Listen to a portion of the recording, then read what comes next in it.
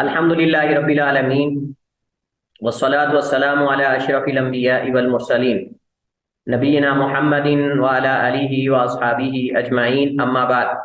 तो हमारे पास जो आज मसला है नजास्तों के अहकाम में से 10वां मसला है हैवानात के चमड़ों और उनसे बनी मसनूआत का हुक्म। हैवानात के चमड़ों और उनसे बनी मसनूआत का हुक्म, ये बड़ा अहम मसला है। बहुत सारे मलबूसात, लिबास, बिछौने और कालीन और इसी तरह जैकेट्स और इसी तरह टोपी और जूते और कई चीज़ें जो है वो चमड़े से बनी होती हैं। और कुछ ऐसी होती हैं कि जो इम्पोर्टेड होती हैं, कुछ ऐसी होती हैं जो हमारे पास चले। हमारे इस्लामी ममालिक के अंदर जो चीज़ें तैयार होती हैं उसमें तो कम अज़ कम हमें ये होता है कि वो हलाल चीज़ों से बनाई गई हैं। लेकिन जो बाहर से आती हैं उनके बारे में हमारा रद्द अमल क्या होना चाहिए और कैसे हम उनको इस्तेमाल करते हुए मुतमईन हो सकते हैं। तो इस हवाले से ये कुछ मसाइल हैं और इसी तरह कुछ मज़ीद मसाइल। क्या कै जो आती है इंसान को, वोटिंग जो होती है, क्या ये नजस है या नजस नहीं है। सोने वाले के मुंह से निकलने वाला पानी जो बहता है सोए हुए आदमी के, यानी सोने की हालत में, अगर वो कपड़ों को लग जाता है तो क्या वो नजस है या नहीं।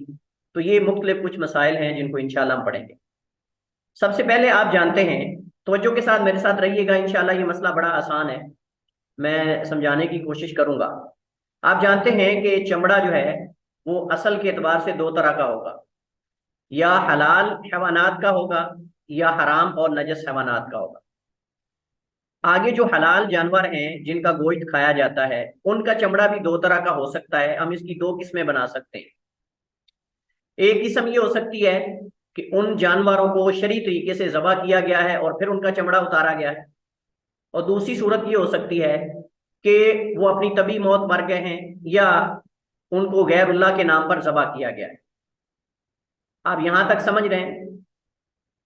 हलाल जानवर, माकूल लहम जो जानवर हैं, उनका चमड़ा जो है वो दो तरह का हो सकता है। या तो उनको शरई तरीके से अल्लाह का नाम लेकर ज़बह किया गया है और फिर उससे चमड़ा उतार कर उसकी कोई चीज बनाई गई है, या फिर यह है कि वो मुर्दा हलाल जानवर जो मर चुका है लेकिन ज़बह नहीं किया गया किसी वजह से, बीमारी की वजह से, या तभी मौत मर गया, या कुत्तों ने मार दिया, किसी और खूंखार दरिंदे ने फाड़ दिया उसको, या ये है कि वो गैरुल्लाह के नाम पर ज़बह किया गया, किसी बुत के नाम पर, किसी वली के नाम पर, किसी कब्र के नाम पर, किसी और गैरुल्लाह के नाम पर। तो इसको कहते हैं अलमैता। अलमैता पहले को कहते हैं हलाल जानवर यानी अलमुदक्का, जिसको शरीफ तरीके से ज़बह किया गया हो, और दूसरा जो तभी मौत मर जाए या गैरुल्लाह के नाम पर किया जाए उसको कहते हैं अलमैता। और अगर आप इस दूसरी किस्म के जानवरों को समझना चाहते हैं तो सूरह माइदा की आयत नंबर 3 अगर आप पढ़ें तो वहां अल्लाह ताला ने जितने मुर्दार हैं हलाल जानवरों में से उनका जिक्र किया है। अल्लाह ताला कुरान करीम में सूरह माइदा में फरमाता है, हुर्रिमत अलैकुमुल मैता, हुर्रिमत अलैकुमुल मैततु वद्दमु वलहमुल खिंजीर वमा उहिल्ला लिगैरिल्लाहि बि वल मुनखनिकतु वल मौकूदतु वल मुतरद्दियतु वन नतीहतु वमा अकल सबउ इल्ला मा ज़क्कैतुम, कि तुम्हारे ऊपर मुर्दार हराम कर दिया गया है और खून हराम कर दिया गया है। उस मैता के आगे फिर जिक्र है जो गैरुल्लाह के नाम पर दिया जाए। अल मुनखानी का गला घुटने से मर जाने वाला जानवर, ऊंची जगह से, अल मुतरद्दिया ऊंची जगह से गिर के मर जाने वाला, अन नतीहा नथ यानी जिसको सींग मार कर या किसी और तरीके से जो है वो मार दिया जाए, और इसी तरह जो है वो दीवार के नीचे आके मर जाए, या उसको दरिंदों ने फाड़ दिया हो। ये सारी मुर्दार की किस्में हैं और इसको कहते हैं अरबी में अलमैता, और हदीस में, कुरान में भी इसको अलमैता कहा गया। तो अगर मैता का चमड़ा है तो साफ ज़ाहिर है कि चमड़ों की जब सूरतें मुख्तलिफ हैं तो फिर इनका हुक्म भी मुख्तलिफ होगा।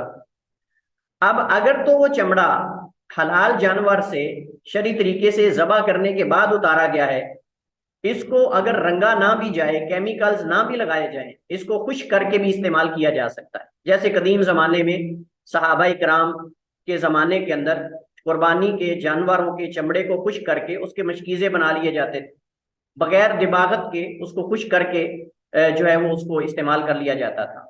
लेकिन आप जानते हैं कि अगर चमड़े को खुश्क करके बगैर उसके अंदर केमिकल्स लगाए, बगैर उसकी सफाई किए, बगैर उसको दिबागत वगैरह रंग वगैरह करने के अगर इस्तेमाल किया जाए तो उससे स्मेल आती है।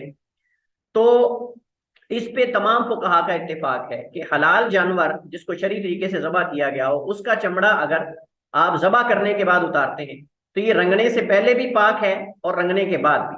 लिहाजा जो चीजें भी इससे बनाई जाएंगी वो पाक होंगी। और दूसरी बड़ी अहम बात यह है कि इनके अंदर आप वो चीजें जो आपने हलाल जानवर के चमड़े से बनाई हैं शरई तरीके से ज़बह करने के बाद, उसमें आप जो मेल्ट होने वाली चीजें हैं यानी लिक्विड चीजें वो भी डाल सकते हैं, जैसा कि पानी, मशरूबात, तेल, आयल वगैरह, दीगर चीजें। और आप जामद चीजें भी इस्तेमाल कर सकते हैं, उसके अंदर गंदम रख सकते हैं, आटा रख सकते हैं, जौ रख सकते हैं, दीगर खुश्क जो चीजें हैं वो आप उसके अंदर रख सकते हैं, स्टोर कर सकते हैं, स्टॉक कर सकते हैं और उसको इस्तेमाल कर सकते हैं। अब हम चलते हैं हलाल जानवरों के चमड़े की दूसरी किस्म की तरफ कि जिसको गैरुल्लाह के नाम पर ज़बह किया गया हो या वो मर जाए अपनी तभी मौत, मसलन गाय है, भैंस है, भेड़ बकरी है, गला घुटने से मर गई या किसी बीमारी की वजह से मर गई।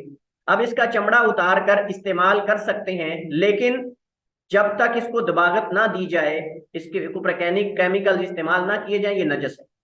और अगर इस पर केमिकल इस्तेमाल कर लिए जाएं और इसको दबागत दे दी जाए, रंग दे दिया जाए, आप जानते हैं कि चमड़ों की फैक्ट्रीज वगैरह हैं, वहां बकायदा चमड़े पर जो है वो उसको खुश किया जाता है, पानी में रखा जाता है, फिर रंग किया जाता है, फिर केमिकल्स लगाए जाते हैं, फिर खुश किया जाता है। फिर जब वो असल हालत में इस्तेमाल के काबिल हो जाता है तो उसके टुकड़े करके उसको जो है वो मुख्तलिफ मुल्कों में, मुख्तलिफ फैक्ट्रीज वगैरह में जूते बनने वाली, जैकेट्स बनने वाली और इस तरह दीगर जो मलबूसात वगैरह, कालीन वगैरह बनने वाली जगह है, वहां उनको भेज दिया जाता है। तो हलाल जानवर का चमड़ा अगर वो मर जाए जानवर तो उससे उतार कर इस्तेमाल कर सकते हैं। नबी करीम अलैहिस्सलाम की हजरत मैमूना रजी अल्लाह तआला अन्हा की हदीस है कि अल्लाह के नबी अलैहिस्सलाम एक बकरी के पास से गुजरे, लोग उसको खींच कर, मरी बकरी उसको लोग खींच कर ले जा रहे थे फेंकने के लिए। तो अल्लाह के नबी अलैहिस्सलाम ने फरमाया, हल्ला हल्ला इंतफा तुम बिहा, कि तुम जो है वो इंतफा तुम बिहा बिहा, कि तुम उसके चमड़े से इस्तेफादा क्यों नहीं कर लिया, यानी इसका चमड़ा उतार के तुम इससे फायदा उठा लो। तो उन्होंने कहा, अल्लाह के रसूल ये तो मुर्दा है। आपने फरमाया कि दिबागुहा ज़कातुहा औ तहूरुहा, इसको दिबागत दे देना, इसको रंग दे देना, ये उसे पाक कर देता है।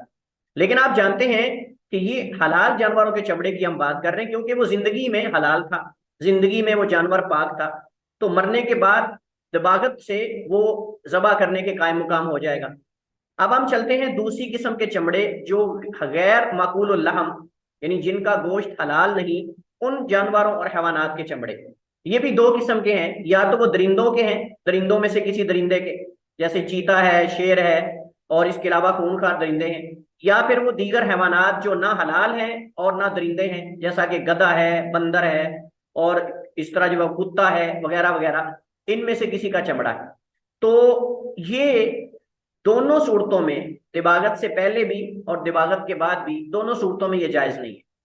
दोनों सूरतों में इसका इस्तेमाल जो है वो जायज नहीं है। अलबत्ता बाज फुकहा जो है, बाज फुकहा उन्होंने जो है वो इसके जवाज का जो है वो फतवा दिया है कि अगर इसको रंग दिया जाए तो रंग देने के बाद ये जायज है। हम दलाइल की तरफ चलते हैं। इसकी क्या दलील है कि अगर बकरी मर जाए उसका चमड़ा उतार कर उसको इस्तेमाल कर सकते हैं, और अगर गैरुल्लाह के नाम पर कोई जानवर हलाल ज़बह किया जाए लेकिन गैरुल्लाह के नाम पर, तो जिसका गोश्त खाया जाता है उसके चमड़े को भी रंगने से पहले वो नजस है लेकिन रंगने के बाद वो पाक हो जाएगा। हजरत इब्ने वाला बयान करते हैं, फरमाते हैं, मैंने अब्दुल्ला बिन अब्बास से सवाल किया, कुल तो मैंने कहा, इन्ना नकून बिल मगरिब, हम मगरिब में होते हैं, यानी मगरिब से मुराद मगरिबुल अरबी है, मराकेश जिसको कहते हैं। फयातीन अल मजूसु, मजूसी हमारे पास आते हैं, बिल अस्कियती, पीने के बर्तन लेकर, फी हल माऊ, उसमें पानी होता है, वल वदाकू, और जो है वो चर्बी होती है। फकाला, तो उन्होंने कहा, इशरब, पी लिया करो, इशरब, पी लिया करो। कुल तो मैंने कहा, अरा ई तरह हूँ, क्या मेरी जो राय है वही आप भी राय रखते हैं, यानी क्या वही आपकी राय है? फकाला, उन्होंने कहा, या इसका ये माना है, अरा युन तराहू, ये आपकी राय है या अल्लाह के नबी अलैहिस्सलाम से आपने सुना है?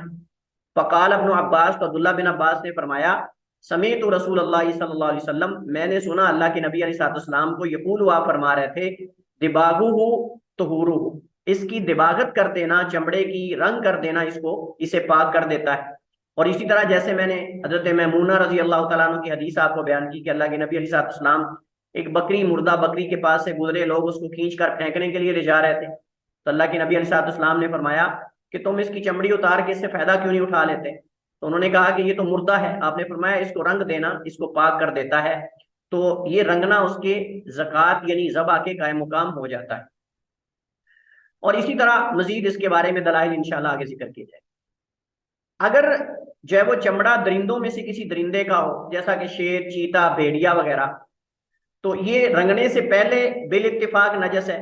और अगर रंग दिया जाए तो क्या ये पाक होगा कि नहीं, इसमें अगरचे इख्तिलाफ है, लेकिन राजी यही है कि इसका इस्तेमाल जायज नहीं, क्योंकि रसूल करीम अलैहिस्सलाम ने इसके इस्तेमाल से मना किया है, इसके इस्तेमाल से मना किया है। जैसा कि हदीस में है, अबू मलीह बिन उसामा अपने बाप उसामा से बयान करते हैं कि बेशक नबी करीम अलैहिस्सलाम ने नहा, मना किया, अनजुलूद इस्सिबाई, दरिंदों के चमड़े से, अंतुफ तरशा कि उसे बिछाया जाए, अंतुफ तरशा कि उसे बिछाया जाए। इसे इमाम तिर्मिज़ी ने रिवायत किया है। हम दूसरे पेज पर पहुंचे हैं, तीसरी किस्म जो चमड़ों की है। हमने कहा कि दरिंदों का चमड़ा, शेर का हो, चीते का हो, भेड़िए का हो, ये रंगने से पहले तो बिल इत्तेफाक नजस है सबके यहाँ, लेकिन रंगने के बाद क्या पाक होता है कि नहीं, इसमें इख्तिलाफ है। तो राजे यही है कि इसका इस्तेमाल भी जायज नहीं। कोई बंदा अगर कहे कि जी वो तो कच्चा यानी बगैर रंगे हुए जायज नहीं, तो उसका जवाब यह है कि हदीस में अरबी जुबान की फसाहत और बलागत अगर हम देखें तो कच्चे चमड़े के लिए रंगने से पहले इहाब का लफ्ज इस्तेमाल होता है। इहाब, हमजा हा अलिफ बा, इहाब, और इसको कहते हैं अल इहाब। तो कच्चा चमड़ा जो होता है रंगने से पहले उसको इहाब कहते हैं, और जब रंग दिया जाए तो उसको जुलूद कहते हैं। तो ये जो हदीस जामे तिर्मिज़ी की अबुल मलीक बिन उसामा अपने बाप से बयान करते हैं, इसमें जुलूद का जिक्र है, इसमें इहाब का जिक्र नहीं। और जुलूद अरबी में रंगे चमड़े को कहते हैं। तो अल्लाह के नबी अलैहिस्सलाम ने मना किया अनजुलूद इस्सिबाई, दरिंदों के चमड़े से। कहाँ उनका इस्तेमाल मना किया, अंतुफ तरशा कि उनका बिछौना बनाया जाए, अंतुफ तरशा उनका बिछौना बनाया जाए। और आप जानते हैं कि ये अजम के यहाँ यानी जो फारिस और ईरान और फारिस और रोमान है, उनके यहाँ ये फखरिया अंदाज में बाकायदा वो ये चीता और यानी टाइगर और ये लायन वगैरह और ये इस तरह के उनके चमड़े उतार कर जो है वो अपने जो दरबार होते थे, उनके उनके जो महल्लात होते थे उनमें वो इस्तेमाल करते थे। तो इस वजह से अल्लाह के नबी अलैहिस्सलाम ने मना किया कि दरिंदों के चमड़े को बिछाया जाए। और एक हदीस में बकायदा उनको बिछाने, पहनने और उन पे सवार होने से भी मना किया गया, जैसा कि इसके बाद वाली हदीस है। पहली हदीस भी सही है, और ये दूसरी हदीस जो है हज़रत मिक़दाम बिन मादी करिब रज़ियल्लाहु तआला अन्हु रिवायत करते हैं, वो बयान करते हैं, अन्ना रसूलुल्लाह सल्लल्लाहु अलैहि वसल्लम नहा अन लुब्सी जुलूद सिबाई व रकूबी अलैहा। अल्लाह के नबी अलैहिस्सलाम ने मना किया दरिंदों के चमड़े का लिबास बनाने से, यानी बतौर लिबास। और ये मैं पहले वजाहत कर चुका हूं, तवज्जो के साथ मेरे साथ रहिएगा। लिबास के अंदर, लिबास का लफ्ज बड़ा वसी है, जैसे कि इंशाल्लाह हम जब किताबुल लिबास पढ़ेंगे तो उसके अंदर मजीद मैं इन मसाइल को वाज़ेह करूंगा बिइज़्निल्लाह ताला। तो लिबास की इस्तिलाह बड़ी वसी है, और इसके अंदर टोपी, जैकेट और लिबास, और इसके अंदर घड़ी, वॉच का जो ये जो उनका पटा वगैरह होता है, ये जूता, मोजा, हर चीज इसमें आती है। जहां कहीं भी चमड़ा इस्तेमाल होगा, वो जैकेट्स की सूरत में हो, वो टोपी की सूरत में हो, वो घड़ी के पटे की सूरत में हो, जो भी चीज इंसान जिस्म पर जीनत के लिए, खूबसूरती के लिए ज़ेब तन करता है, उसको लिबास कहते हैं। हत्ता के पगड़ी भी लिबास में आती है, हत्ता के पगड़ी भी लिबास में आती है। तो इस सूरत के पेश नजर फिर जितनी भी चीज सूरतें लिबास की हैं वो दरिंदों के चमड़े से जायज नहीं है, हदीस वाज़ेह आ चुकी है। बाकी अगर उलमा का मौक़िफ़ मौजूद है कि जी रंगने के बाद सारे चमड़े पाक हो जाते हैं, तो ठीक है, दलील उनके पास है, लेकिन हमने देखना है सही दलील क्या है। तो जब सही हदीस अल्लाह के नबी अलैहिस्सलाम की आ चुकी है कि अल्लाह के नबी अलैहिस्सलाम ने दरिंदों के चमड़े का लिबास बनाने और उन पर सवार होने से मना किया है, और पिछली हदीस में हम पढ़ चुके हैं कि उनको बिछाने से, यानी उनका कालीन बनाना, उनको बतौर बिछौने के इस्तेमाल करना, चटाई वगैरह, या बेडशीट वगैरह या कोई भी सूरत हो, ये जायज नहीं है। हत्ता कि किसी सवारी गाड़ी की सीट पर या किसी घोड़े की जो पुश्त पर चीजें रखी जाती, कपड़ा वगैरह या जिल्द वगैरह, वो भी जायज नहीं है। ये सारी चीजें इसमें आती हैं और उन पर सवारी करना भी जायज नहीं है। तो इन अहादीस से हमें क्या मालूम होता है? इन अहादीस से मालूम होता है कि दरिंदों के चमड़े से किसी भी तरीके से फायदा उठाना जायज नहीं है, वल्लाहु आलम। बाकी हर एक का अपना मौकफ है, लेकिन हमारे सामने नबी कायनात की सही अहादीस आ चुकी है। और अगर कोई बंदा कहे कि जी इन हदीस से मुराद तो बगैर रंगने के चमड़ा है, जिसको रंगा ना गया हो, दिबागत ना दी गई हो, केमिकल इस्तेमाल ना हुए हो, हम कहते हैं कि जुलूद का लफ्ज अरबी जुबान में तब बोला जाता है चमड़े पर जब उसको रंग दिया जाए, जब मुकम्मल तैयार हो जाए। और अगर रंगने से पहले कोई बोलना चाहता है, चमड़े का नाम लेना चाहता है, तो उसके लिए इहाब आता है। दोनों में फर्क से देखिए, अरबी जुबान से कितने मसाइल हल हो जाते हैं, अरबी जुबान से कितने मसाइल हल हो जाते हैं। अगर हम अरबी जुबान की फसात बलागत और इसके अरब के यहाँ असल माने की तो रुजू करें तो इख्तिलाफ सारा हल हो जाता है। और ये शुरू में हमने पढ़ा था कि इख्तिलाफ की वजह बसा औक़ात लुगत अरब भी हो सकती है, कि वो एक लफ्ज मुश्तरक हो सकता है इस माने के लिए भी और इस माने के लिए भी। तो इससे मसला हल हो गया। इसके बाद चौथी किस्म है किसी ऐसे हैवान का हो जो ना तो हलाल हैवानात में से है और ना दरिंदा है, जैसा कि हाथी, गधा, बंदर, खिंजीर, कुत्ता वगैरह। इसमें असल यही है कि वो नजस है, लेकिन क्या रंग देने से वो पाक हो जाता है या नहीं? तो इसमें फुकाहा के दरमियान इख्तिलाफ है और उनके दो कौल है। दो कौल है फुकाहा के। पहला कौल ये है कि रंग देने से हर किस्म का चमड़ा पाक हो जाता है, सिवाय कुत्ते और खिंजीर के चमड़े के। कुत्ते और खिंजीर को मुस्तस्ना किया गया, गोया कि इनके यहाँ गधे का चमड़ा हो, बंदर का हो और किसी और चीज का हो, वो सारा जो है वो रंगने से पाक हो जाता है। कुत्ते और खंजीर को क्यों मुस्तस्ना किया इन लोगों ने कि उसका चमड़ा कभी भी पाक नहीं होता? कहते हैं कि इसकी हुर्मत कुरान करीम में बयान हुई है और इनकी नजासत इंतहाई सख्त है। इनकी निजासत मुगल्लज़ा है, सख्त है, वो रंगने से भी कभी पाक नहीं होती। और इनकी दलील क्या है कि हर तरह का चमड़ा रंगने से पाक हो जाता है? इनकी दलील हजरत अब्दुल्ला बिन अब्बास की हदीस है कि नबी करीम अलैहिस्सलाम ने फरमाया, इज़ा दुबिगल इहाबु फकत तहुरा, कि जब चमड़ा रंग दिया जाए, उसको दिबागत दे दी जाए केमिकल्स के साथ, या उस दौर के अंदर हदीस के अंदर आता है कि युताहिरुहु अलमाउ वल करदु, हदीस में आता है युताहिरुहु अलमाउ वल करदु, कि चमड़े को पानी और कीकर की छाल पाक कर देती है। तो कदीम जमाने में नबी कायनात अलैहिस्सलाम के जमाने में लोग चमड़े को पाक करते थे कीकर की छाल और उसका छिलका वगैरह, उसके पत्ते वगैरह पानी में बॉयल करके, तो उसके साथ चमड़े को रंग देते से रंग देते तो उससे स्मेल उसकी खत्म हो जाती थी। जो उसके अंदर रतूबात होती हैं वो रतूबात सारी जायल हो जाती थी, चमड़ा जो है वो साफ हो जाता था। लेकिन अगर इस हदीस का पस मंजर हम देखें तो हदीस का पस मंजर जो है वो यहाँ अल्लाह के नबी की मुराद हलाल जानवरों का चमड़ा है।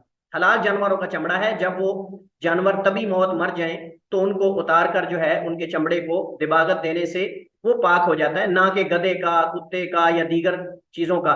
तो ये कहते हैं कि इससे सारे चमड़े पाक हो जाते हैं। कुत्ते और खंजीर को इस वजह से मुस्तस्ना किया गया है क्योंकि उसकी नजासत जो है वो सख्त है, उसकी नजासत जो है वो सख्त है। और इसी तरह एक दूसरी रिवायत में अय्युमा इहाबी, जो कोई चमड़ा भी दोबेगा दिबागत दे दी जाए फकत तहुरा, तो पाक हो। हम कहते हैं इस आम को, इस मुतलक को मुकय्यद किया गया है दूसरी हदीस के साथ।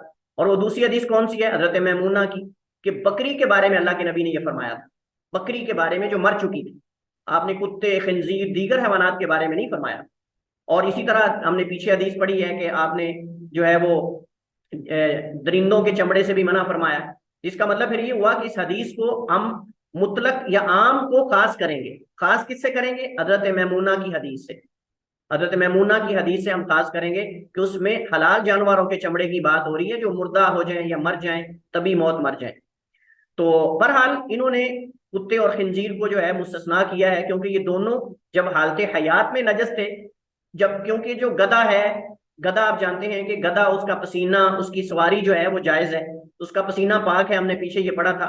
और नबी अलैहिस्सलाम ने गधे की सवारी की, वो कहते हैं कि उसकी नजासत इतनी सख्त नहीं है जितनी वैसे भी आप जानते हैं गधा पहले हलाल था, गधा पहले हलाल था। अब उसकी हुर्मत का सबब क्या उसका कभी होना है, उसका कबाहत होना है, या और कोई वजह है, वल्लाहु आलम, हमें नहीं बताया गया। लेकिन ये कहते हैं कि कुत्ता और खंजीर तो कभी होने की वजह से हराम है, लिहाजा इनकी नजासत सख्त है, वो इसमें शामिल नहीं। तो कहते हैं कि जब ये हालते हयात में नजस थे तो जिंदगी जो है वो इनको पाक नहीं कर सकी, तो दबागत देने से कैसे ये पाक हो जाएंगे? जिंदगी हालांकि सबसे ज्यादा मजबूत और ताकतवर होती है, तो जब जिंदगी में वो नजस थे तो मरने के बाद तो और ज्यादा नजासत बढ़ जाती है। क्यों? क्योंकि हलाल जानवर जब मर जाए तो वो नजस हो जाते हैं, उनको दिबागत देने की जरूरत पड़ जाती है। तो हराम जो पहले ही नजस है उनको तो मरने के बाद और ज्यादा उनकी नजासत बढ़ जाएगी। लिहाजा इस कायदे और असूल के तहत इन्होंने कुत्ते और खंजीर को मुस्तस्ना किया। यहां तक आप लोग समझ रहे हैं, क्लियर समझ रहे हैं, कोई शिकाल तो नहीं? फुल एक्टिव रहें आप लोग, फुल एक्टिव रहें, जाग के रहें। मुझे लग रहा है कि आज काफी सुस्त आप लग रहे हैं। नहीं नहीं सर, हम एक्टिव हैं। अल्हम्दुलिल्लाह। हाँ, तो जब मैं कोई जी सवाल करूँ तो आप अल्हम्दुलिल्लाह। एक्टिव रहा करें।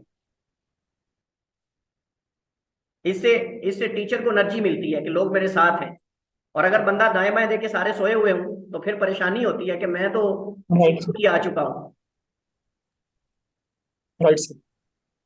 चलिए जी। शेख, खाल को रंगने से क्या मुराद है? एक दफा क्या? खाल समझ नहीं आ रही।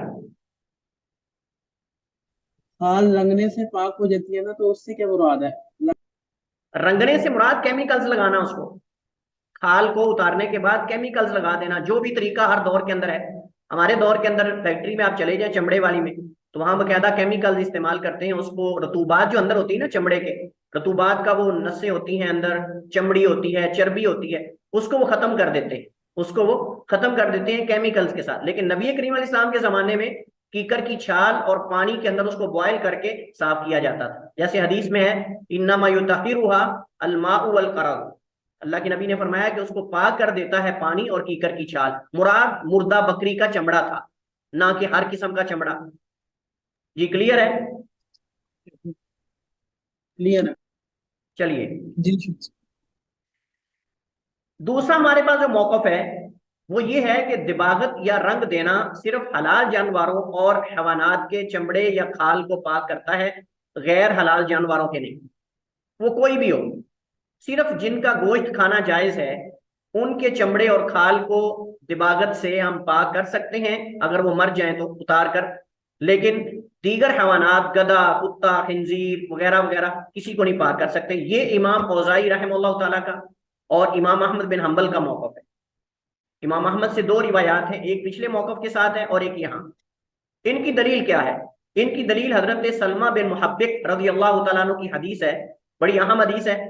फरमाते हैं, अन्ना नबी अल्लाह सल्लल्लाहु अलैहि वसल्लम फी गज़वती तबूक, अल्लाह के नबी अलैहिस्सलाम ने गज़वा तबूक में दआ बिमाइन मिन इंद इमरातिन, अल्लाह के नबी ने पानी मंगवाया एक मुशरिका औरत के पास से।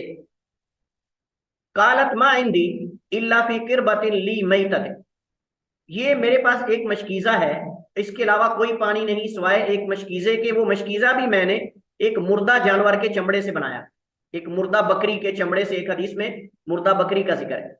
काला, तो अल्लाह के नबी ने उस औरत से सवाल किया, मुशरिका औरत से, अलैसा का दबागतिया, क्या आपने इसकी दबागत नहीं की, यानी इसको रंगा नहीं आपने, जो केमिकल्स वगैरह या उस दौर के अंदर जो रंगने का अमल होता था रतूबात जाहिर करने का, तो क्या तुमने उनको साफ करके नहीं बनाया चमड़ा, इसका मशकीज़ा?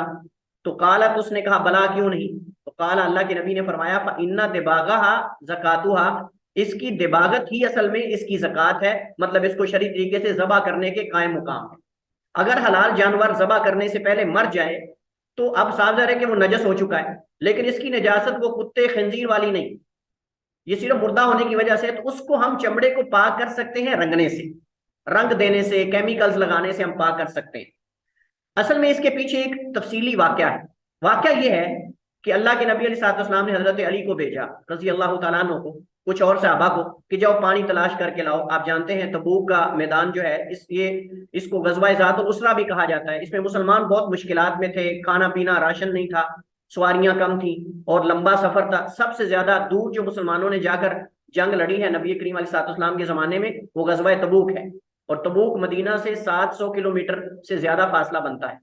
और कईयों के पास सवारियां भी नहीं, कईयों के पास पहनने को पाँव में जूते भी नहीं थे, कपड़े अपने पाँव में बांध के जाके अल्लाह की राह में जिहाद किया है। और आज ये बेनमाजी शराबी बंदा उठ के उन पे तबर्रा करता है, उन सहाबा पे सबो शतम करता है, उन पे तानो तशनी करता है और उन पे बातें करता है। अपना जिसको नमाज पढ़ने का भी तरीका नहीं आता, और वो उन सहाबा इकराम के बारे में बातें करते हैं कि जिन्होंने 700 किलोमीटर का सफर करके नबी कायनात अलैहिस्सलाम के साथ मुश्किलात में, भूख में, प्यास में सहरा के अंदर सफर किया और कईयों के पाँव के अंदर जूते भी नहीं थे, बल्कि उसके अंदर जो है वो उन्होंने कपड़े बांधे हुए थे। तो इस गजबे के अंदर पानी पानी नहीं मिल रहा था वजू करने के लिए। तो अल्लाह के नबी साहब ने एक औरत के पास यानी भेजा कि जाओ खैमे में देखो कहीं कुर्बो जवार में। तो एक मुशरिका औरत जो है उसके खैमे के अंदर एक मशकीजा मिला, तो वो पानी नहीं दे रही थी। हजरत अली ने जबरदस्ती उसको पकड़ के ले आए अल्लाह के नबी अलैहिस्सलाम के पास। तो नबी अलैहिस्सलाम ने कहा कि पानी एक ऐसी चीज है कि जिसमें लोग शरीक हैं। तीन चीजें हदीस में आता है उसमें लोग शरीक हैं, आग में, पानी में और चारे में। चारे से मुराद ये घास फूस वगैरह जो बाहर होती है, इसमें हदीस में आता है लोग सब शरीक हैं, किसी की मलकियत नहीं हो सकता। हाँ, अगर किसी की मलकियत में जाती जमीन में है तो ठीक है, लेकिन अगर कुदरती बारिश का पानी है या वो बारिश के पानी से सहरा के अंदर जड़ी बूटियां उग आई हैं, तो इससे आप रोक नहीं सकते किसी को चराने से। और इसी तरह आग भी नहीं रोकनी चाहिए। अगर कोई बंदा आपसे आग सुलगाने के लिए अंगारी चाहता है, माचिस चाह रहा है, लेटर चाह रहा है, कोई चीज भी, तो आप रोक नहीं सकते। हदीस के अंदर है तीन चीजों में लोग शरीक हैं, पानी में, आग में और चारे में, यानी घास फूस वगैरह के अंदर। तो उस औरत को नबी अलैहिस्सलाम के पास ले जाया गया। अल्लाह के नबी अलैहिस्सलाम ने कुली भरी अपने मुंह के अंदर और उस पानी के अंदर डाली। अल्लाह ने बरकत पैदा कर दी। वो एक मशकीजा इतना ज्यादा उसमें बरकत पैदा हुई कि वो औरत देख रही थी और मुशरिका औरत थी, बड़ी हैरान हो रही थी। तो उसमें इतनी बरकत पैदा हुई कि अल्लाह के नबी अलैहिस्सलाम ने, सहाबा ने, आपकी सवारियों ने, सब ने पानी पी लिया। पानी फिर भी उसी तरह। अल्लाह के नबी साहब ने सहाबा को फरमाया कि इस औरत को जो है वो कुछ खाना दे दो, खाना पीना दे दो, क्योंकि इसका पानी हमने इस्तेमाल किया है। क्योंकि नबी अलैहिस्सलाम एहसान का बदला एहसान में देते थे, ना कि एहसान का बदला जो है वो गैर एहसान में। अल जज़ाउल इहसानी इल्ला एहसान। नबी करीम अलैहिस्सलाम के अखलाक और किरदार से इतनी औरत ये मुतासिर हुई कि अल्लाह के नबी अलैहिस्सलाम का ये मोजज़ा देखकर ये मुसलमान हो गई। और सिर्फ ये मुसलमान नहीं हुई बल्कि इसकी सारी कौम भी मुसलमान हो गई। तो ये तफसीली वाकया है इस हदीस के अंदर। तो उस औरत ने कहा कि मेरे पास ये मशकीज़ा है और इसमें पानी ये मुर्दा जानवर के मैंने चमड़े से बनाया। तो आपने बताया कि क्या तुमने उसको दिबागत दी थी? तो उसने कहा कि हाँ। यहाँ एक सवाल आपके ज़हन में भी आता होगा, किसी और के ज़हन में भी आता होगा कि वो मुशरिक है, और मुशरिक तो मतलब हराम खाते हैं। हराम तो खाते हैं, लेकिन वो हलाल जानवरों को गैरुल्लाह के नाम पे ज़बह करके खाते हैं। खिंजीर, कुत्ते, ये चीजें वो नहीं खाते थे। अगरचे वो मुशरिक थे लेकिन खाते वो भी हलाल जानवर थे, लेकिन उनको ज़बह गैरुल्लाह के नाम पे करते थे। तो इस वजह से उसने कहा कि ये बकरी का चमड़े से मैंने बनाई है। अब मैं कि उसको दबागत दी है, कहा दबागत दी है। इससे पता चलता है कि जो गैरुल्लाह के नाम पे ज़बह किए जाते हैं उनको भी दबागत देने से हम पाक कर सकते हैं, बशर्ते कि वो हलाल जानवरों में से। तो ये इस हदीस से हमें ये मसला हल होता है। राजे यही है, यही मौक़िफ़ है इब्न तैमिया रहमतुल्लाह ताला और मुआसिरीन में इमाम इब्न बाज, अल्लामा इब्न उसैमीन वगैरह ने भी यही मौक़िफ़ इख्तियार किया है, चूंकि इसकी दलील मौजूद है। और वो क्या है?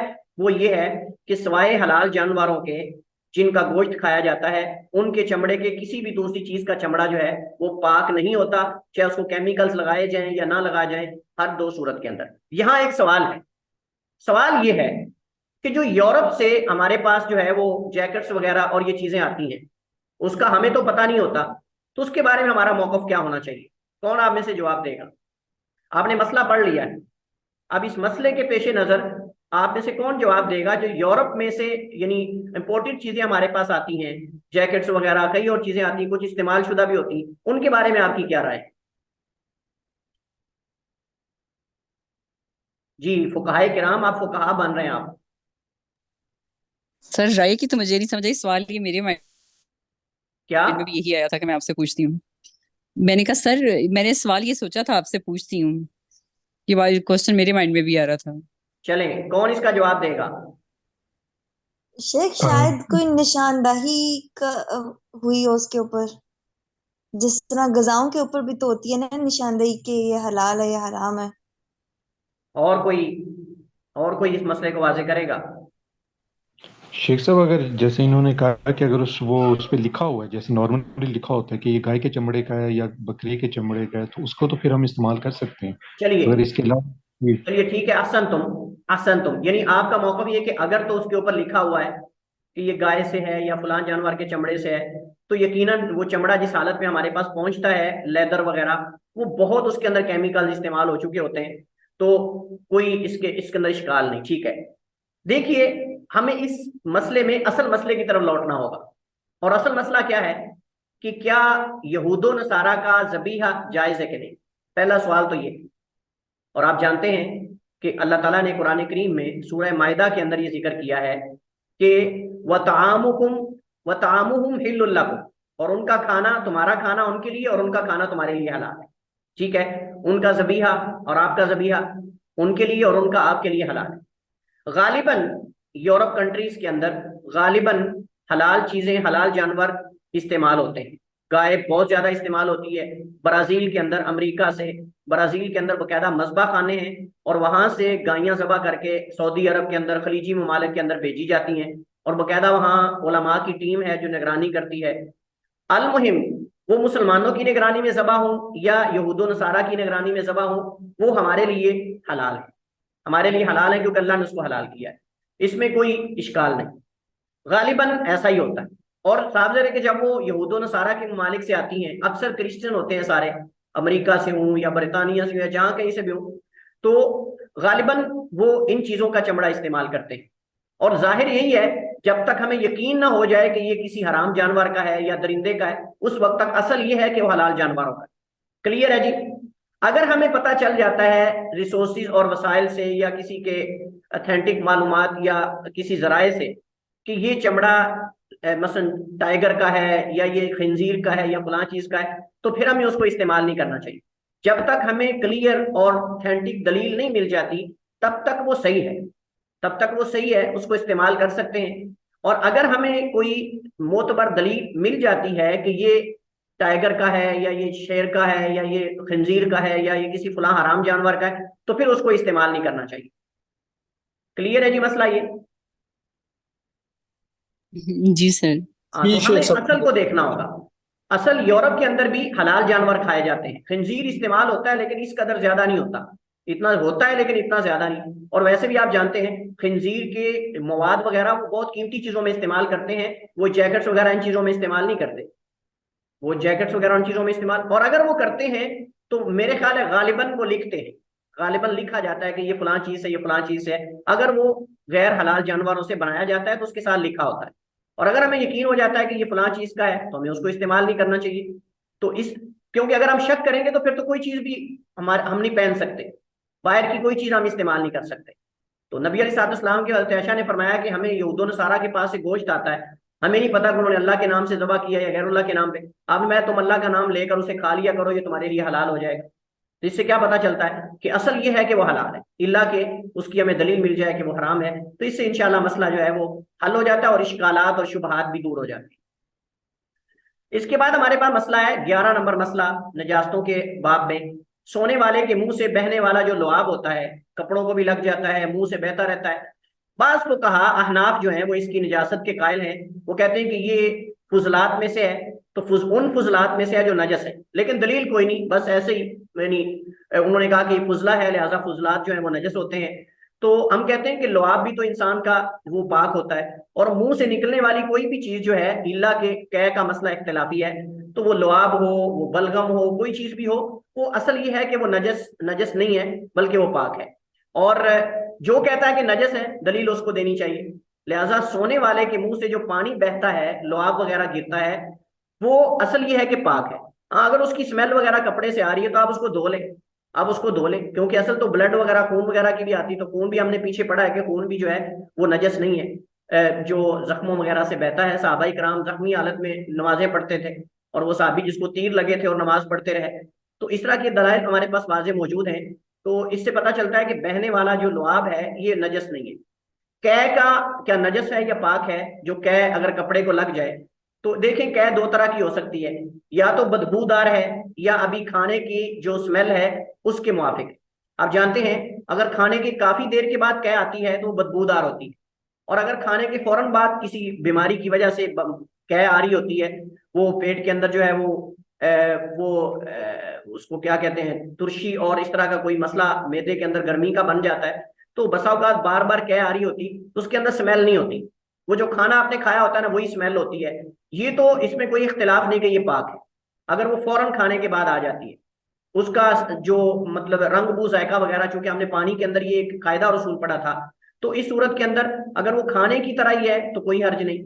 लेकिन अगर उसके अंदर बदबू पैदा हो चुकी है और इंतहाई सख्त बदबू पैदा हो चुकी है, तो फिर इस सूरत में उसको जो है वो धोया जाएगा और उसको पाक किया जाएगा।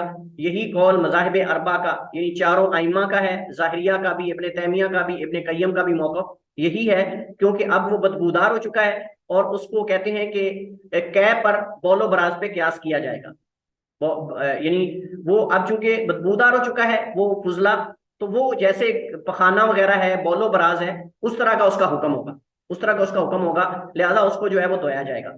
क्योंकि ये कै मैदे में ज्यादा देर ठहरने के सबब बदबूदार और फासिद हो चुकी है, इस वजह से इनके नजदीक इसका हुक्म वही है जो पेशाब वगैरह और दीगर फुजलात का है।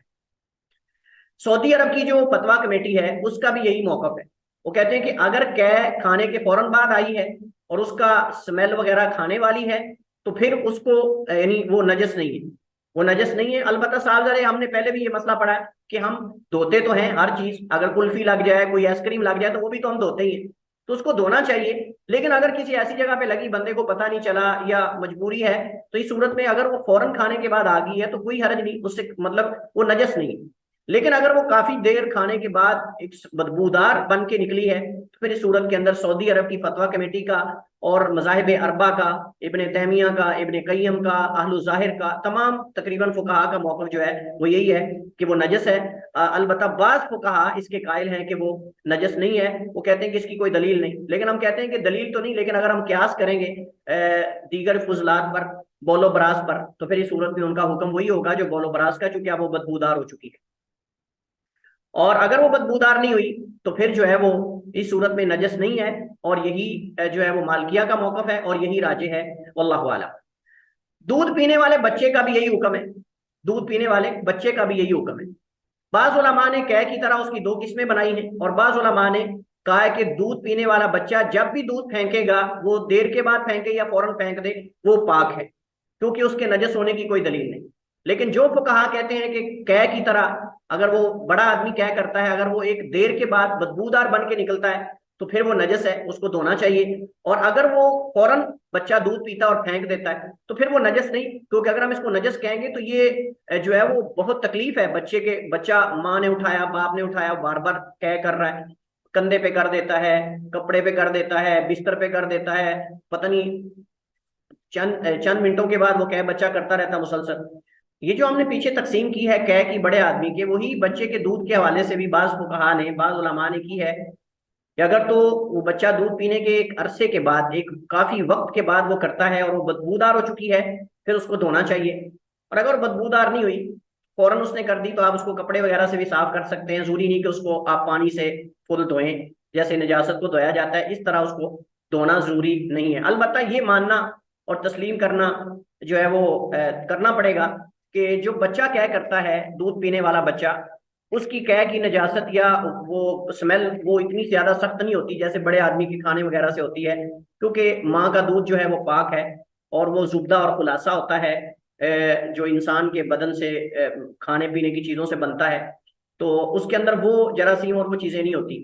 तो बहरहाल अगर उसको हम इस अंदाज में तकसीम करेंगे तो ज्यादा बेहतर है। इमाम शौकानी, अलबानी, अल्लामा इब्ने उसैमीन रहमतुल्लाह ताला हर दो सूरतों में कै के पाक होने के कायल, क्योंकि हर चीज में असल तारत है, इल्ला के नजस होने की दलील आ जाए, और राज्य भी यही है, राज्य भी। लेकिन मैंने जैसे कहा एहतियातन अगर उसको स्मेल ज्यादा आ रही तो उसको धो लिया जाए तो ये ज्यादा बेहतर है। लेकिन अगर कपड़े से आप साफ कर लेते हैं और स्मेल नहीं आ रही तो ठीक है, कोई हर्ज नहीं, क्योंकि इसकी कोई दलील नहीं। और दूसरा ये है कि ये उस कै की तरह नहीं जो बड़ा आदमी एक वक्फे के बाद बदबूदार कै जो है वो करता है, वो दूसरों को भी परेशान करती है और खुद भी, और वो एक नजासत की तरह ही उसकी मानिंदगी जो है वो रहती है। इसके बाद हमारे पास जो आखिरी मसला है वो शराब की नजासत का है कि क्या शराब की नजासत हिस्सी है या मानवी है। ये बड़ा अहम मसला है, ये बड़ा अहम मसला है शराब की नजासत का, कि क्या शराब की नजासत मानवी है या हिस्सी है, दोनों में फर्क क्या है। अगर हम मानवी कहते हैं तो क्या फर्क पड़ेगा, और अगर हम हिस्सी कहते हैं तो क्या फर्क पड़ेगा। अगर हम मानवी कहते हैं तो इससे फर्क ये पड़ेगा कि जिन केमिकल्स के अंदर या जिन परफ्यूम्स वगैरह, इतर वगैरह के अंदर अल्कोहल इस्तेमाल होती है, उनको इस्तेमाल करना जायज है, क्योंकि कहीं कपड़े को लग जाने से यानी महसूस करने से वो नजस नहीं होगी, कपड़ा नजस नहीं होगा, बदन नजस नहीं होगा, उसका पीना हराम है, उसका पीना हराम है। पीने वाली अद्वियात के अंदर या इन चीजों के अंदर अगर वो इस्तेमाल होती है तो वो जायज नहीं, लेकिन लगाना किसी जख्म पर या जो है वो उसको कपड़े पर परफ्यूम वगैरह लगाना, अगर परफ्यूम में उसकी कोई मिकदार है, तो ये दोनों हुक्मों से ये हमें नतीजा मिलेगा। अगर हम कहते हैं कि उसकी नजासत हिस्सी है, मतलब महसूस की जाने वाली है, तो फिर परफ्यूम्स वगैरह जितने भी अद्वियात हैं उनके अंदर उसका इस्तेमाल जायज नहीं है, और परफ्यूम वो जायज नहीं। और अगर हम कहते हैं कि मानवी है, इसका मतलब ये कि वो कभी है, उसे नफरत करनी चाहिए, उसको पीना नहीं चाहिए, लेकिन अगर वो कपड़े को लग जाती है तो फिर वो नजस नहीं है, क्योंकि कपड़ा उसे नजस नहीं होगा। इसमें दो कौल हैं, पहला हिस्सी और मानवी। बात कहते हैं हिस्सी भी है और मानवी भी है, मतलब उससे नफरत भी करनी चाहिए और उसको लगने से भी बचना चाहिए, लगाने से भी कहीं दो अद्वियात के अंदर भी। ये कौल जमहूर उलमाए किराम और मज़ाहिब अरबा का। दूसरा कौल ये कि हिस्सी नहीं मानवी है, यानी उससे नफरत करनी चाहिए, उसको पीना नहीं चाहिए, लेकिन अगर लग जाए तो इससे कपड़ा नजस नहीं होगा, बदन नजस नहीं होगा, अगर जख्म पे लगा लेते हैं तो नजस नहीं होगा। ये बड़ा अहम मसला है, तवज्जो के साथ अगर आपने इसको समझ लिया तो सारे अद्वियात के मसाइल हल हो जाएंगे इंशाल्लाह। ये बाज़ उलमा का मौक़िफ़ है, इब्ने उसैमीन वगैरह और कई उलमा का मौक़िफ़ है। हमने दलील को देखना है, हमने ये नहीं कहना कि ये किसका मौक़िफ़ है, ये किसका मौक़िफ़ है। जमहूर कहते हैं कुरान करीम में, या अय्युहल्लज़ीना आमनू इन्नमल खम्रु वल मैसिरु वल अंसाबु वल अज़लामु रिज्सुम मिन अमलि शैतान फज्तनिबूहु लअल्लकुम तुफ्लिहून। इसमें रिज्सुम मिन अमलि शैतान वाली कैद है कि ये अमली गंदगी, हिस्सी और जाती नहीं, क्योंकि इससे पहले वाला हिस्सा इस पे दलालत कर रहा है। इन्नमल खम्रु वल मैसिरु वल अंसाबु वल अज़लाम, ये बात वाज़ेह है कि जो जुआ, बुत, तीरों से किस्मत आजमाई वगैरह की निजाजत हिस्सी या हकीकी नहीं बल्कि मानवी, हिस्सी या मानवी है, हिस्सी या मानवी है। अच्छा, इसके बाद इसी तरह जब शराब की हुर्मत नाज़िल हुई तो रसूल करीम अलैहिस्सलाम ने ये मौक़िफ़, ये उनका मौक़िफ़ है जो कहते हैं कि उसकी नजासत जो है वो हिस्सी नहीं बल्कि मानवी है। जमहूर की दलील भी यही आयत है, और जो कहते हैं कि वो मानवी है हिस्सी नहीं, उनकी दलील भी यही है। जो कहते हैं कि हिस्सी और मानवी दोनों है, वो रिज्स उनका माना नजस लेते हैं, नजासत हिस्सी और मानवी दोनों लेते हैं। और जो कहते हैं कि मानवी है हिस्सी नहीं महसूस की जाने वाली, वो कहते हैं कि कभी अमल है, गंदा अमल है। और दलील ये है कि जुआ, जुआ पैसे से खेला जाता है, तो पैसे अगर आपकी जेब में है तो क्या आपकी जेब नजस हो जाएगी?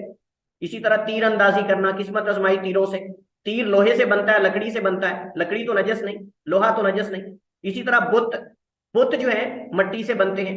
अब बुत की नजासत हुक्मी है, गैर हिस्सी है, हिस्सी नहीं। अगर एक बंदे का कपड़ा बुत को टच कर जाता है तो कपड़ा तो नजस नहीं होगा। वो तीर जिससे लोग किस्मत आजमाई करते थे, वो तीर कपड़े से लगने से तीर तो नजस, वो कपड़ा तो नजस नहीं होगा। लिहाजा जिन चीजों के ज़िमन में शराब को जिक्र किया गया है उनकी नजासत गैर हिस्सी है, मानवी है, तो इसकी नजासत भी मानवी होगी।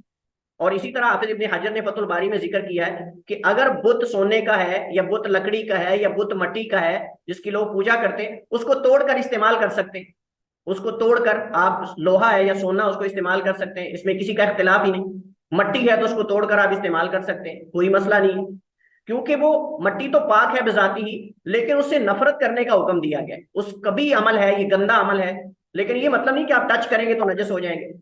तो इसी तरह ही शराब है, जब शराब की हुर्मत नाजिल हुई तो हजरत अनस बिन मालिक फरमाते हैं कि मदीना की गलियां शराब से भर गई। साहबा ने हुक्म सुनते ही मटके बहा दिए, गलियों के अंदर शराब बहा दी। क्यों गलियों के अंदर बहा दी? ताकि दूसरे भी देखकर फौरन शराब को बहा दे और शराब जो है वो उंडेल दे एक दूसरे को देखकर, ताकि शराब सारी उंडेल दी जाए। इस वजह से गलियों के अंदर सबने बहा। अब साफ जरा, गलियों के अंदर चलते हुए कपड़े भी लगते हैं, छींटे भी पड़ते हैं, अगर नजस होती तो उनको रोक दिया जाता कि तुमने गलियों में नहीं बहानी। जिससे पता चलता है कि उसका पीना हराम है, पेट के अंदर ले जाना हराम है। अगर उसको आप जख्म पे लगाते हैं या कपड़ों पे परफ्यूम की सूरत में इस्तेमाल करते हैं तो इससे वो नहीं, क्योंकि हलाल चीजों से बनती है, हलाल चीजों से बनती है, अंगूर वगैरह फलों वगैरह से तैयार होती है। तो बहरहाल ये इस मुनासबत से अल्लामा इब्ने उसैमीन रहमतुल्लाह अलैह फरमाते हैं, राजे मौक़िफ़ यही है कि बचा जाए, लेकिन कहीं लग जाने से वो नजस नहीं होती। एहतियात बेहतर है, लेकिन अगर कोई मजबूरी की सूरत में इस्तेमाल करता है तो इंशाल्लाह कोई हर्ज नहीं, परफ्यूम हो या जो जख्मों पे लगाने वाले अद्वियात वगैरह हैं। अल्लामा इब्ने उसैमीन रहमतुल्लाह अलैह फरमाते हैं कि मैं अल्कोहल मिलाए इतर और परफ्यूम इस्तेमाल तो नहीं करता, लेकिन इससे किसी को मना भी नहीं करता। और अगर कभी मुझे कहीं जख्म वगैरह पर लगाने की ऐसी अद्वियात की जरूरत पड़ जाए जिनमें अल्कोहल हो तो मैं इन्हें इस्तेमाल कर लेता हूँ, क्योंकि मजबूरी की सूरत में इश्तिबा शक शुबा का हुक्म जायल हो जाता है। जब मजबूरी हो तो मजबूरी की सूरत में शक शुबे का हुक्म जो है वो जायल हो जाता है। तो साफ ज़ाहिर है कि इसके अंदर, पीने के अंदर तो सबका इत्तेफाक है कि पीना जायज़ नहीं, लेकिन क्या उसकी नजासत हिस्सी है या मानवी है, ये एक इज्तिहादी मसला है। अगर कोई समझता है कि मेरा नफ्स मुतमईन नहीं, मेरी यानी मैं मुतमईन नहीं हूँ इस मौके पर, तो वो ना इस्तेमाल करे। और अगर कोई समझता है कि मैं उस मौके पर मुतमईन हूँ, उन उलमा के जो कहते हैं कि इसकी नजासत हिस्सी नहीं बल्कि मानवी है, तो वो परफ्यूम वगैरह इस्तेमाल कर ले। और राजी यही है, आप परफ्यूम इस्तेमाल कर सकते हैं। सऊदी अरब के अंदर परफ्यूम बहुत ज्यादा इस्तेमाल होता है। और इसी तरह आप वो अद्वियात जो जख्मों पे लगाई जाती है वो भी इस्तेमाल कर सकते हैं इंशाल्लाह, इसमें कोई हर्ज नहीं, क्योंकि इसकी कोई दलील नहीं कि शराब की नजासत जो है वो हिस्सी है, वो मानवी नहीं है। राजी ये कि शराब की नजासत वो मानवी है, हिस्सी नहीं है कि उसको लगने से कपड़ा नजस हो जाए या बदन नजस हो जाए। वल्लाहु ताला अलम व अहकम व सल्लल्लाहु वसल्लम अला नबीना मुहम्मद व अला आलिहि व सहबिहि वसल्लम।